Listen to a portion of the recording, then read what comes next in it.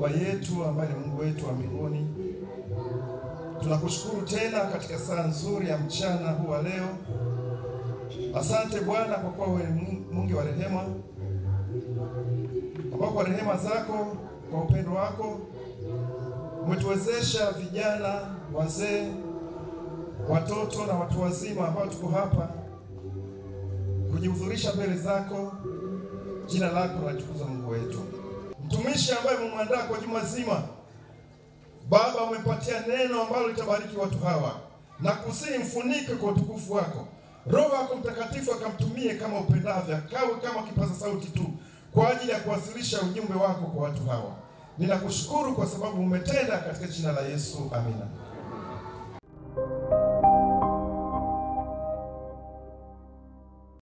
Watu wa Mungu, ninawasalimu nyote katika jina la Mungu Baba. Bwana asifiwe.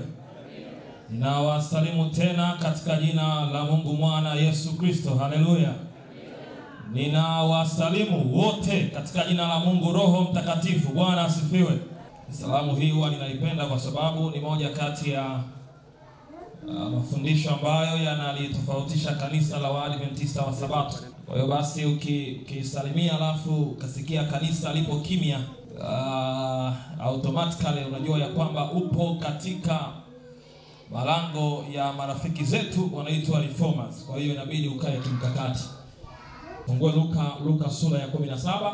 Ukiwa na Biblia ya soft copy, hard copy, wewe fungua, lakini kikubwa ufungue Biblia. Luka sura ya 17 mstari wa 28. Mimi huwa nina kawaida nikiwa ninasoma, basi ninakwenda na hadhira, nikikuhitaji uniambie basi utaniambia. Kama umepata sema amina. 17:28. Siku zinakuja mtakapotamani kuona siku moja katika siku za mwana wa Adamu, msione. Mstari wa 25. Lakini kwanza hana budi kupata mateso mengi na kukataliwa na kizazi hiki. 26. Na kama ilivyokuwa siku za Nuhu, ndivyo itakavyokuwa katika siku zake mwana wa nani? Wa Adamu. Asanteni.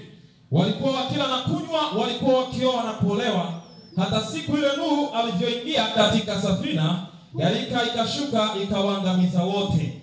28. Na kadhalika kama ilivyokuwa katika siku za Lutu, walikuwa wakila na kunywa, walikuwa wakinunua na kuuza, wakipanda na kufanya nini?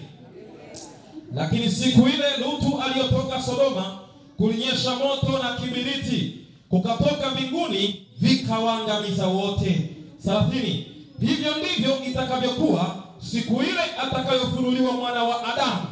Katika siku ile aliye juu ya dari na vyombo vyake vimo ndani ya nyumba, asifanye nini? Asishuke ili kuvitwaa. Lakini nikajiuliza ya kwamba baada ya Yesu kuwa anaelezea habari za kurejea kwake, habari za kurudi kwake, moja akaanza kuzihusianisha na habari za Nuhu, ya kwamba hata wakati wa Nuhu watu walikuwa bize na maisha yao, wakinywa na kula, wakiuza na kununua, wakifanya biashara. Lakini mwisho wa yote, mvua iliposhuka, hawakujua ya kuwa mlango wa rehema tayari umekwisha kufungwa, na watu wengi wakaangamia, na Nuhu pamoja na familia yake wakapata neema. Lakini Yesu anaendelea kutoa mfano mwingine, na ndipo anaingia kwa Lutu, akiwaambia ya kwamba hata wakati wa Lutu, ule muda ambapo Lutu aliambiwa atoke katika Sodoma, maana Sodoma inakwenda kuangamizwa, watu walikuwa bize na maisha yao, watu walikuwa wakila na kunywa, maisha yalikuwa yakiendelea, kila jambo lilikuwa limechukua nafasi yake. Lakini Biblia inasema ya kwamba baada ya Lutu kuwa ametolewa katika Sodoma, Mungu akanyesha moto wa kibiriti na wakaangamizwa wote. Alafu mwisho Yesu anawaambia, mkumbukeni mkewe Lutu. Nikajiuliza, alikuwa anazungumzia habari za marejeo yake mara ya pili hapa, na alikuwa anamzungumzia Lutu. Kwa nini awakumbushe wanafunzi kuhusu mke wa Lutu? Baba, niwachukue nyuma kidogo katika historia, na ninawatoa sasa Agano Jipya, ninawapeleka katika Agano la Kale, Old Testament. Katika kitabu cha Mwanzo sura ya 12, Mungu anamwambia Abraham mambo yafuatayo. Bwana akamwambia Abraham, toka wewe katika nchi yako na jamaa zako na nyumba ya baba yako, uende mpaka nchi nitakayokuonyesha, nami nitakufanya wewe kuwa taifa kubwa na kukubariki na kulikuza jina lako, nawe uwe baraka. nami nitawabariki wakubarikio, naye akulaanie nitamlaani, na katika wewe jamaa zote za dunia watabarikiwa. 4. Basi Abraham akaenda kama Bwana alivyomwamuru. Lutu akaenda pamoja naye. Abraham alikuwa mtu wa miaka 75 alipotoka Haran. Kimsingi Lutu tunayemtazama hapa, ambaye zaidi tunakwenda kumtazama mke wake, alikuwa ni mtoto wa Abraham, kwa sababu alikuwa ni mtoto wa ndugu yake na Abraham aliyekuwa anaitwa Haran. Na kwa hiyo kimsingi Lutu alikuwa anamuita Abraham baba yake. Na kwa hiyo huyu Lutu alikuwa ni mpwa, lakini basi alikuwa ni mtoto wa kaka yake, na kwa hiyo alikuwa tu ndugu yake wa karibu. Na kwa hiyo hata wakati Mungu anamwambia Abraham atoke katika nchi yake, aende katika nchi ambayo Mungu atamuonyesha, Abraham hakutoka peke yake, alitoka pamoja na Lutu. Na kwa hiyo Lutu na mke wake wanahusika katika safari ya kutoka kwa Abraham katika nchi ambayo Mungu alikuwa amempatia mwanzoni, ama aliyokuwa anaishi mwanzoni, na sasa wanakwenda katika nchi nyingine ambayo alikuwa haijui. Kwa hiyo Ibrahim pamoja na Lutu na mke wa Lutu walikuwa katika safari moja. Kitabu cha Mwanzo sura ya 13 mstari wa 4 mpaka mstari wa 7.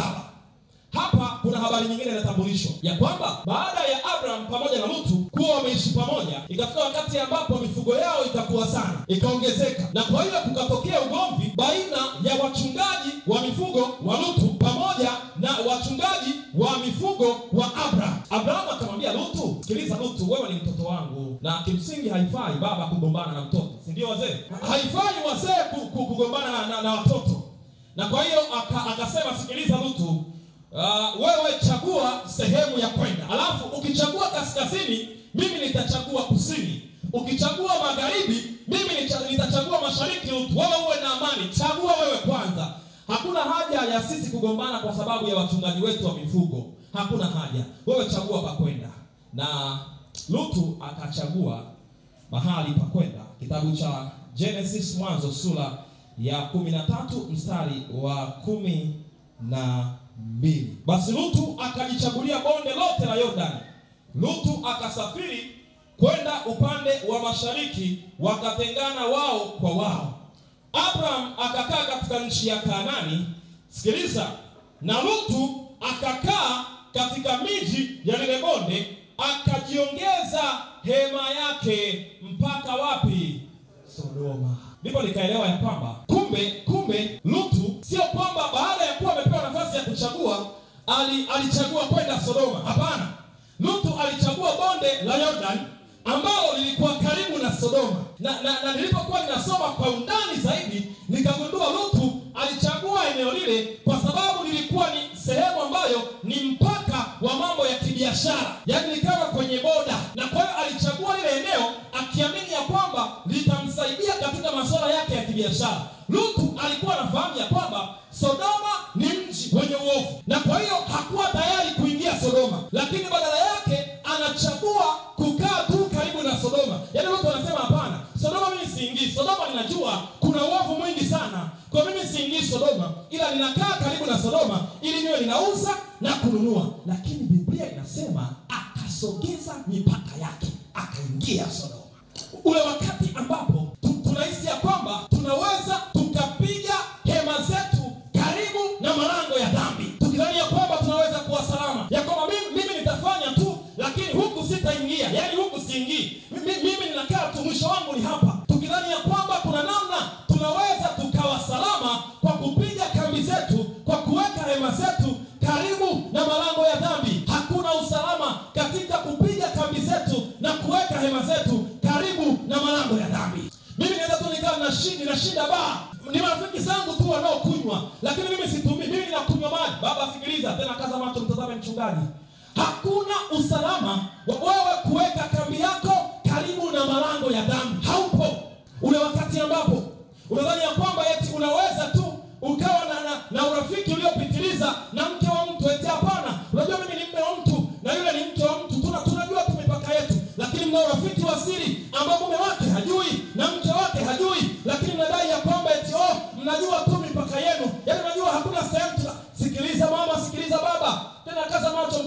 mchungaji, hakuna usalama katika kupiga kambi karibu na malango ya dhambi.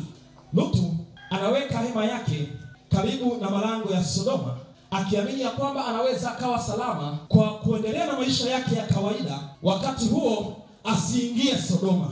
Vijana wenzangu mnaonisikiliza, ambao mnadhani ya kwamba mnaweza tu mkazoea maisha ya pornografia, ya kwamba mimi ninaangalia tu mara moja, wala mimi sio mraibu sana, maana huwa ninaangalia mara moja. Kijana, sikiliza, hakuna usalama wa wewe kucheza na dhambi. Hakuna usalama wa wewe kuweka malango yako karibu na malango ya dhambi. Ninakwambia ukweli, unapochagua kupiga kambi yako karibu na malango ya dhambi, umechagua kucheza na shetani.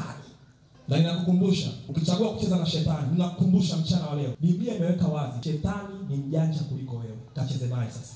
Lutu maisha yake yanaendelea. Kitabu cha Genesis mwanzo sura ya 14 kinatuelezea habari nyingine hapa, ya kwamba Sodoma ikapigwa. Baada ya Sodoma kupigwa na Lutu akiwemo ndani na mke wake akiwemo ndani, watoto wake wakiwa ndani ya Sodoma, Sodoma ikapigwa, maana ilivamiwa na wafalme wanne. Baada ya kuwa wameipiga Sodoma, wakachukua mateka, akiwemo na Lutu na mke wake na watoto, wakachukuliwa wote mateka. Biblia inasema ya kwamba kuna mtu mmoja akachoropoka katika ile vita, akapeleka ujumbe kwa Ibrahimu ya kwamba Sodoma imepigwa, watu wamechukuliwa mateka, na hata mwanao kachukuliwa mateka, yeye na watu wote wa nyumbani mwake. Biblia inatuambia hivi, Abrahamu akachukua watu wa nyumbani mwake 318, akawapa mapanga, akawaambia twendeni vitani. Nitazameni, mnajua watu wa nyumbani mwake, houseboy, wafanyakazi wa nyumbani mwake, ambao walikuwa wanasaidia kazi, mifugo na nini, watu ambao hawana uzoefu na mambo ya vita, yaani houseboy wa kawaida kabisa. Jamaa Abraham akawaambia, shika panga, twende vitani. 318. Alafu walikuwa wanakwenda kupigana na mataifa manne. Lakini Biblia inasema ya kwamba Abraham akiwa na wale watu 318 akawapiga wale wafalme wanne, akarudisha mateka wote, akiwemo Lutu. Sikiliza mtu wa kurutini.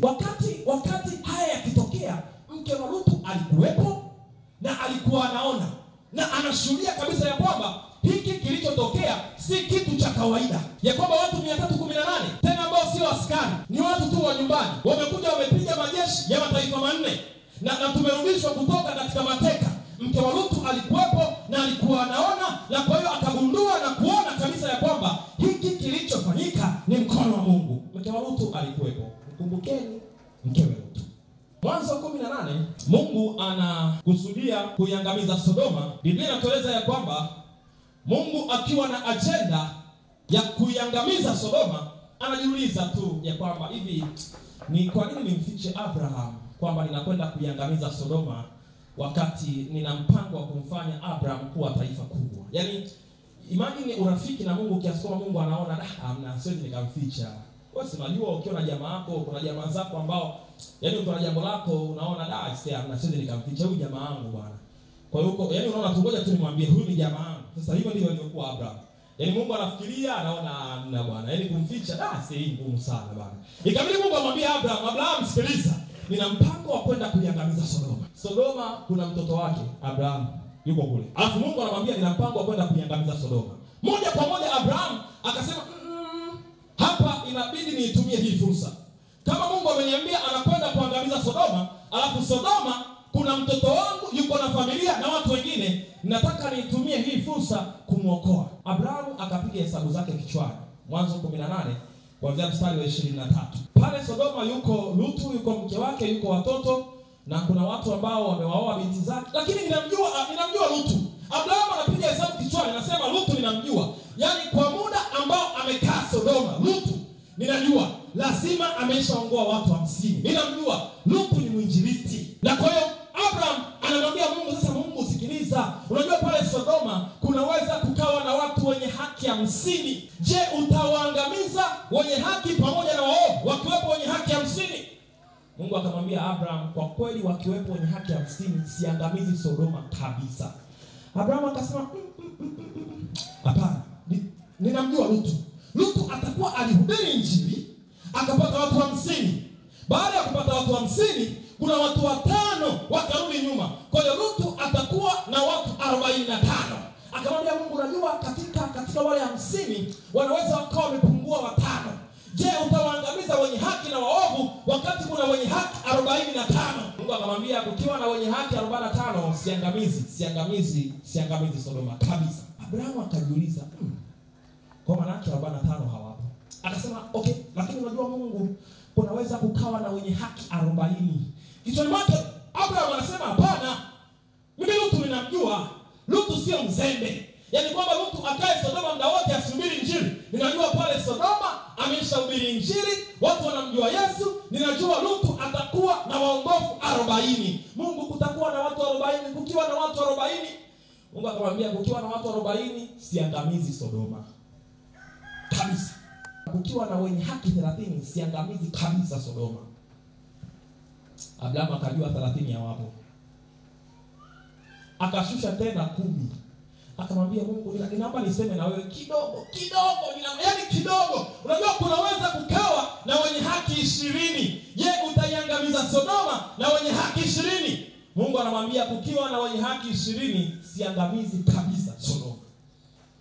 Abrahamu anajiuliza, kwani nini kimetokea? Kwamba kwa muda wote Lutu aliokaa Sodoma hajaongoa watu 20. 20 hawapo. Abrahamu akamwambia Mungu, ninasema wewe mara ya mwisho. Hii ni mara ya mwisho kabisa. Kunaweza kukawa na wenye haki 10. Kiukweli kichwani mwake Abrahamu anasema hata kama Lutu alikuwa mzembe kiasi gani, alikuwa haenezi injili, alikuwa sio mwinjilisti, 10 anao. Anamwambia Mungu, kunaweza kukawa na wenye haki 10. Je, utawaangamiza wenye haki pamoja na waovu? Mungu akamwambia kukiwa na wenye haki 10 siangamizi Sodoma. Kwani ungekuwa wewe ni Abrahamu unaendelea tena kupunguza?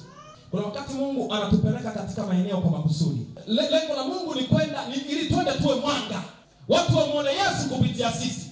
Lakini jambo la ajabu ni kwamba ule wakati ambapo Mungu anatupeleka katika maeneo kwa makusudi maalum kabisa, ndio wakati ambapo tunabadilika na tunakuwa kama tuliowakuta maisha yetu yanafunikwa na giza. Wakati ambapo Mungu akitazama anatarajia ya kwamba uwe kuna sehemu umefanya katika kuwaita na kuwatoa watu watoke katika giza, lakini kumbe hata wewe pia umekwisha kuwa mojawapo wa walio gizani. Kumbukeni mkewe Lutu. Mwanzo 19 malaika wanafika Sodoma. Mstari wa 4 Biblia inatueleza ya kwamba ikawa kabla hawajalala wenyeji wa mji wakaenda kugonga kwa Lutu. Wanamwambia Lutu, kuna watu wameingia kwako, tutolee tupate kuwajua. Kimsingi neno kuwajua lilotumika hapa, walikuwa wanawataka hawa wanaume wawaingilie kinyume na maumbile. Wakati leo tukiwa tunapiga kelele katika habari za ushoga, usagaji, mapenzi ya jinsia moja, tukidhani ya kwamba ndio yameanza leo, kumbe tangu kipindi cha Sodoma hawa watu wa Sodoma walikuwa wameshaanza haya mambo. Unaweza ukaelewa ni kwa nini hasira ya Mungu ilikuwa juu ya Sodoma na akataka kuiangamiza Sodoma. Mambo ambayo leo dunia inayapigia kelele na tunayaona ni mapya kweli kweli, kumbe watu wa Sodoma walikuwa wamekwisha kuanza kuyafanya. Wageni wameingia kwa Lutu, hawajui ni wanaume wenzao, wanaenda kumgongea Lutu, wanamwambia tutolee hawa wanaume tupate kuwajua. Mstari wa 8 ndipo ninaelewa madhara ya kukaa katika maisha ya dhambi. Lutu eti wale wanaume wanapokuja tutolee hawa watu tupate kuwajua, Lutu anamwambia sikiliza msifanye hivyo ndugu zangu. Nina mabinti zangu hapa ambao hawamjui mtu mume kabisa. Ninaomba niwapatie hao. Hey! Lutu. Yaani hii ndio alternative yake ya kwanza inayokuja kichwani. Yaani suluhisho la kutatua changamoto la kwanza linalokuja kichwani ni uovu. Yaani yuko tayari awatoe mabinti zake waende wakaingiliwe. Yaani ndio jambo la kwanza linalokuja katika akili ya Lutu. Tunapochagua kukaa katika dhambi, tukiamini ya kwamba sisi tuko salama, hatuwezi kuingia katika maisha hayo ya dhambi. Hatujui ya kwamba tunapochagua kukaa katika dhambi, tumechagua kuizoea dhambi na mawazo yetu yanaathiriwa na dhambi taratibu lakini kwa uhakika. Maana Lutu anaona ya kwamba hili ni jambo la kawaida kabisa. Kawaida. Kumbukeni mkewe Lutu. Lakini pamoja na yote nina kitu ambacho nikakitazama na nikakipenda hapa kwa Lutu. Ya kwamba katikati ya hii nchi ya Sodoma, mji wa Sodoma, na namna ambavyo ulikuwa umeharibika, namna ambavyo ulikuwa ni mji wenye dhambi, lakini watoto wa Lutu, mabinti wa Lutu walikuwa wamejitunza. Kaza macho binti, mtazame mchungaji. Kaza kabisa macho, mtazame mchungaji. Wala usijifanye na chati wala kusoma Biblia, maana hakuna fungu tunasoma. Ikiwa katikati ya Sodoma na namna ambavyo Sodoma ilikuwa imeathirika kwa dhambi, hawa mabinti wa Lutu waliweza kujitunza na maisha yao yakawa safi. Hii inatukumbusha ya kwamba hata leo katika ulimwengu wa leo bado kuna mabinti ambao wanaweza kuchagua maisha ya kumheshimu Mungu katika miili yao. Imeza hivyo dada. Hakuna namna. Maana ikiwa Lutu katikati ya Sodoma na maovu yote, mabinti zake walikuwa safi, hawamjui mtu mume. Lakini leo kuna binti ambaye yuko ndani ya kanisa anajuana na wanaume wasiopungua 7. Kaza macho dada, maana mchungaji ndio anakuja. Tunaposoma katika tafsiri za kale za maandishi ya Kiyahudi ambazo kithiolojia zinaitwa Midrash na Talmud, zinaelezea mambo yafuatayo kuwa ndio yaliyokuwa uovu wa Sodoma. Jambo la kwanza ni ukatili wa maskini. Sodoma walikuwa na kawaida yao, ilikuwa ni kosa kumsaidia maskini. Na inasimuliwa kuwa kuna hadithi moja inasimuliwa katika vitabu hivi vya tafsiri za kale za maandishi ya Kiyahudi ya kuwa kuna mwanamke aliyehukumiwa kuchomwa moto kwa sababu alimsaidia maskini. Walikuwa na kiburi, majivuno. Ndio maana kitabu cha Ezekieli sura ya 16, naomba nisome fungu hili, Ezekieli 16 na ule mstari wa 49, anasema maneno yafuatayo. Tazama uovu wa umbu lako Sodoma ulikuwa ni huu: 1, kiburi na kushiba chakula na kufanikiwa. Hayo yalikuwa ndani yake na binti zake, tena hakuutia nguvu mkono wa maskini na muhitaji. Kwa moja kati ya dhambi kubwa ambayo ilimkera Mungu, watu wa Sodoma walikuwa na kiburi na majivuno, na ilikuwa ni dhambi kumsaidia maskini. Jambo la pili lilikuwa ni uongozi wa ovyo. Maana kulikuwa na viongozi ambao walikuwa wanaipindisha sheria maksudi kabisa kwa ajili ya kuwakandamiza wanyonge. Jambo la tatu ilikuwa ni uhusiano wa kingono uliopindukia, yakiwemo mambo ya ushoga na usagaji. Mwanzo 14 mstari wa 19, Lutu anaambiwa ya kwamba nenda kaseme na ndugu zako na watu wote wa nyumbani mwako, kawaambie Sodoma itaangamizwa, tokeni katika Sodoma. Biblia inasema Lutu akaenda kusema na wakweze, yani watu ambao wamewaoa binti zake. Alafu Biblia inatuambia hivi, lakini alikuwa kama achezae machoni pa wakweze. Baada ya kuona wamesita sana, Biblia inasema ya kwamba malaika wakamshika mkono Lutu na mke wake na watoto, wakawatoa Sodoma. Wakawaambia, ondokeni mjiponye nafsi zenu, msigeuke nyuma. Mstari wa 26 Mwanzo 19, Biblia inatuambia ya kwamba lakini mkewe Lutu akageuka nyuma na akawa nguzo ya chumvi. Watu wa Mungu, mkumbukeni mkewe Lutu. Kwa nini Yesu anatuambia ya kwamba mkumbukeni mkewe Lutu wakati anapokuwa anaelezea habari za marejeo yake mara ya pili? Watu wa Mungu, mke wa Lutu alikuwa na upinzani katika nafsi yake. Alikuwa na kukosa utiifu.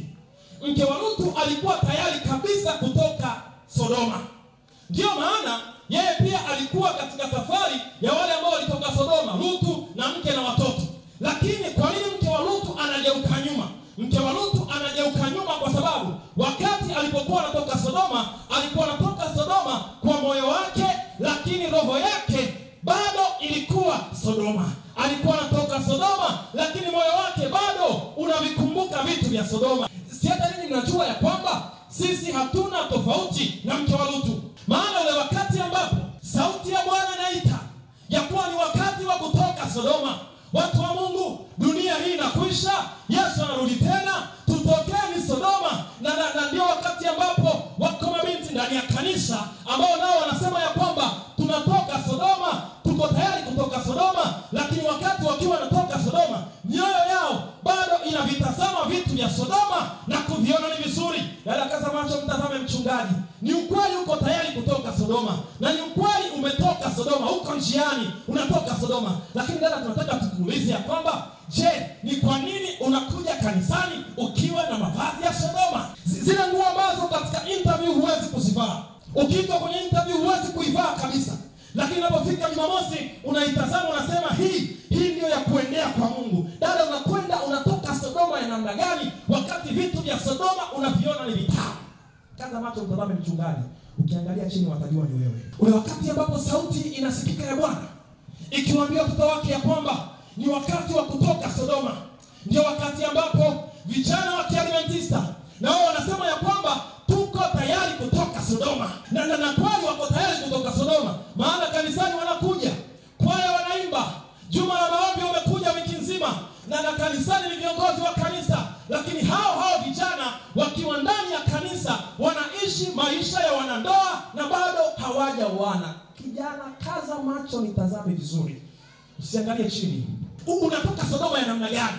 Mbona tukikutazama ni kweli kama vile unatoka Sodoma, lakini mbona moyo wako ni kana kwamba bado unaing'ang'ania Sodoma? Ni kwa nini umeendekeza maisha ya uzinzi kaka? Mabinti wote ndani ya kanisa wanakujua, wote wanakujua, na ukija kusimama hapa unatuimbia kweli kweli, unapiga ile sauti ya tatu msukuli ambayo ndani yake mpaka ina vimbuzi.